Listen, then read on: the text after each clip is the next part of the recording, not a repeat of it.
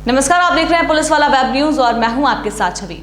यूं तो जन समस्या निवारण शिविर जनता की समस्याओं का निराकरण करने के लिए एक अच्छा प्लेटफॉर्म है, परंतु यहां तो अधिकारी समस्या सुनने निराकरण करने के बजाय खर्राटे भरते नजर आ रहे हैं। जबकि कलेक्टर जन सुनवाई समस्या निवारण शिविर एक महत्वपूर्ण मंच है, जहां सैकड़ों लोग दूर दराज से चलकर आवेदन निराकरण की आशा लेकर आते हैं। अधिकारियों द्वारा समस्याओं का निराकरण किया जाता है और निराकरण समय सीमा के अंदर में आश्वासन दिए जाते हैं।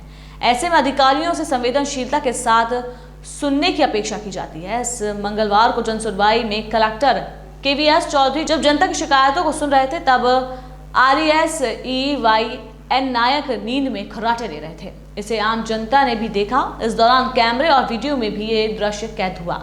इससे आम प्रतिक्रिया यही रही कि जनता अपनी समस्या पाने के लिए इस दरवाजे तक पहुंचती है और अधिकारी सोते रहते हैं। इससे पहले भी कई अधिकारियों की लापरवाही सामने आई है, लेकिन कोई कार्रवाई नहीं होने पर अधिकारी लापरवाह बने हुए हैं। फिलहाल कलेक्टर KVS चौधरी ने लापरवाही मानी है और कार्रवाई करने की भी बात कही है।